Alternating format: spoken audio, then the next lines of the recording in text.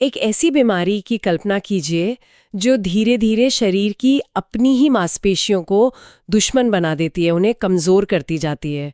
और ये बीमारी किसी बाहरी वजह से नहीं, बल्कि हमारे अपने जेनेटिक कोड, हमारे ब्लूप्रिंट की एक छोटी सी गड़बड़ी से होती है।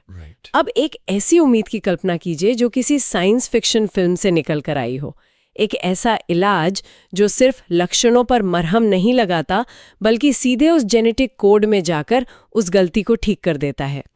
आज हम स्पाइनल मस्कुलर एट्रोफी यानी SMA और इसके लिए एक बिल्कुल नई जीन थेरेपी इटविस्मा पर बात करने वाले हैं। हमारे पास जो जानकारी है वो बताती है कि कैसे अमेरिका के FDA ने इसे मंजूरी दे दी है और ये भारत में हजारों परिवारों के लिए उम्मीद और मुश्किल सवालों का एक नया दरवाजा खोलती है। ये सिर्फ एक बड़ी खबर नहीं है, ये दवा बनाने के तरीके में एक भूचाल की तरह है। भूचाल? बिल्कुल। हम अब तक क्या करते आए हैं, बीमारियों को मैनेज करते थे, उन्हें कंट्रोल करते थे ना। जीन थेरेपी कहती है मैनेज क्यों करना जब हम उसे जड़ से ठीक कर सकते हैं। वाह। लेकिन हाँ, इस क्रांति के साथ कुछ बहुत बड़े और मुश्किल सवाल भी आते हैं, खासकर जब बात भारत जैसे देश की हो। ठीक है, तो चलिए इसी पहेली को सुलझाते हैं। सबसे पहले ये इटविस्मा, जिसका एक बहुत भारी भरकम वैज्ञानिक नाम भी है, ओनासिमोनोजीन एपापर्वोवेक BRVE। हाँ, काफी लंबा नाम है। ये आखिर है क्या भला? ये काम कैसे करती है? हमारे हाथ जो जानकारी लगी है वो कहती है कि ये सीधे बीमारी के मूल कारण पर हमला करती है। बिल्कुल। इसे आसान भाषा में ऐसे समझते हैं, देखिए हमारे शरीर को मांसपेशियां चलाने के लिए एक खास प्रोटीन की जरूरत होती है। इसे बनाने का निर्देश SMN1 नाम का एक जीन देता है। अब SMA के मरीजों में या तो ये जीन होता ही नहीं या फिर खराब होता है। तो नतीजा ये होता है कि प्रोटीन नहीं बनता। एग्जैक्टली, प्रोटीन नहीं बनता और मांसपेशियां धीरे धीरे कमजोर होने लगती हैं। इटविस्मा कोई गोली या सिरप नहीं है, ये असल में एक पैकेज। हाँ, एक तरह का जेनेटिक पैकेज। वैज्ञानिक एक हानि रहित वायरस का इस्तेमाल करते हैं जिसे आप एक बायोलॉजिकल टैक्सी समझ सकते हैं। बायोलॉजिकल टैक्सी, ये दिलचस्प है ना? तो इस टैक्सी के अंदर SMN1 जीन की एक स्वस्थ काम करने वाली कॉपी को बिठाया जाता है।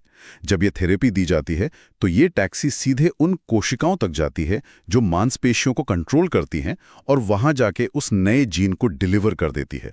और बस शरीर को वो औजार मिल जाता है जो उसके पास था ही नहीं, और वो जरूरी प्रोटीन बनाना शुरू कर देता है। एक मिनट, अगर ये शरीर में एक नया जीन डाल रही है तो क्या इसका मतलब है कि ये सिर्फ एक बार करना पड़ता है? हमारी रिपोर्ट्स में वन टाइम थेरेपी का जिक्र है। और यही बात इसे इतना असाधारण बनाती है। ये सुनने में तो किसी चमत्कार जैसा लगता है। बिल्कुल, ये एक बार का इलाज है। पारंपरिक दवाइयां आपको रोज या हफ्ते में लेनी पड़ती हैं, वो बस बीमारी के असर को कम करती हैं।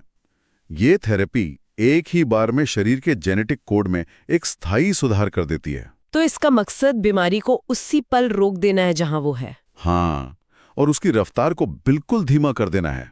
तो ये बीमारी की घड़ी को रोक देती है, लेकिन क्या ये उसे पीछे भी कर सकती है? मतलब जो नुकसान पहले ही हो चुका है, मांसपेशियों की जो कमजोरी आ चुकी है, क्या ये उसे भी ठीक कर देती है? ये एक बहुत जरूरी सवाल है। देखिए, ज्यादातर मामलों में ये थेरेपी बीमारी को आगे बढ़ने से रोकने में जबरदस्त तरीके से कारगर है। जो नुकसान हो चुका है उसे पूरी तरह से पलटना शायद मुमकिन ना हो। इसीलिए ये उन परिवारों के लिए एक बिटर स्वीट विक्ट्री, एक खट्टी मीठी जीत भी हो सकती है जिनका नुकसान पहले ही काफी हो चुका है। लेकिन अगर किसी बच्चे में ये बीमारी जन्म के कुछ ही महीनों में पकड़ में आ जाए? बिल्कुल, सोचिए उस बच्चे के बारे में।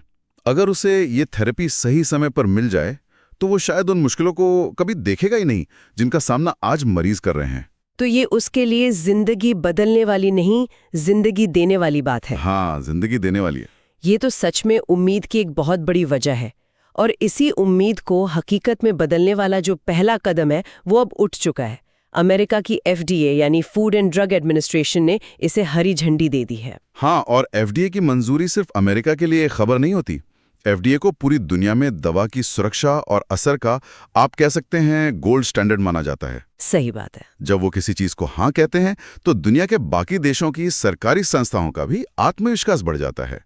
इन रिपोर्ट्स के मुताबिक अब यूरोप, UAE और कनाडा जैसे देशों में भी इसकी मंजूरी की प्रक्रिया तेजी से आगे बढ़ेगी। ये एक डोमिनो इफेक्ट की तरह है। हाँ, और पहला सबसे बड़ा डोमिनो अब गिर चुका है। तो भारत के लिए इसका क्या मतलब है?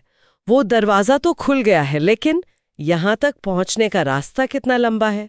हमारे देश के मरीजों और उनके परिवारों को कब तक इंतजार करना पड़ सकता है? देखिए, हमारे देश में पहले भी ज़ोलगेंस्मा जैसी जीन थेरेपी आ चुकी है, तो ऐसा नहीं है कि रास्ता बनाना ही है। एक सिस्टम मौजूद है। अच्छा, तो एक प्रेसिडेंट है। हाँ, लेकिन ये सफर थोड़ा लंबा है। FDA की मंजूरी पहला पड़ाव था। अब दूसरा पड़ाव शुरू होगा, जहां कंपनी WHO और दूसरे देशों में आवेदन करेगी। और वो एक लंबी कागजी और कानूनी प्रक्रिया होगी। बिल्कुल, और यहीं से भारत का इंतजार शुरू होता है। तीसरा और सबसे अहम पड़ाव है भारत की अपनी संस्था DCGI से मंजूरी। DCGI यानी drugs controller general of India. सही। रिपोर्ट्स का अनुमान है कि इसमें 6 महीने से लेकर 2 साल तक लग सकते हैं। 6 महीने से 2 साल, ये तो बहुत बड़ा फासला है। इतना लंबा इंतजार क्यों? ये लंबा लग सकता है, लेकिन ये जरूरी भी है। DCGI को ये पक्का करना होता है कि ये दवा सिर्फ असरदार ही नहीं, बल्कि भारतीय आबादी के लिए सुरक्षित भी है। अच्छा। हो सकता है उन्हें यहाँ के लोगों पर कुछ स्थानीय डेटा या छोटे ट्रायल्स की जरूरत पड़े। उन्हें ये भी देखना होता है कि दवा को स्टोर करने और मरीज तक पहुंचाने का तरीका हमारे देश के माहौल के हिसाब से ठीक है या नहीं। मतलब ये सिर्फ एक स्टैंप लगाने जैसा नहीं है। नहीं, ये एक बहुत बड़ी जिम्मेदारी है। और मंजूरी मिलने के बाद भी एक आखिरी पड़ाव है, अस्पतालों तक पहुंचना। सही कहा। ये कोई ऐसी गोली तो है नहीं जो किसी भी केमिस्ट की दुकान पर मिल जाएगी। इसके लिए खास इंफ्रास्ट्रक्चर चाहिए होगा। ट्रेन डॉक्टर, सपोर्ट स्टाफ, सब कुछ। तो कुल मिलाकर ये एक रात में होने वाला चमत्कार नहीं है। ये एक लंबी प्रक्रिया है। लेकिन अच्छी बात यह है कि उस प्रक्रिया की ट्रेन स्टेशन से निकल चुकी है। बिल्कुल।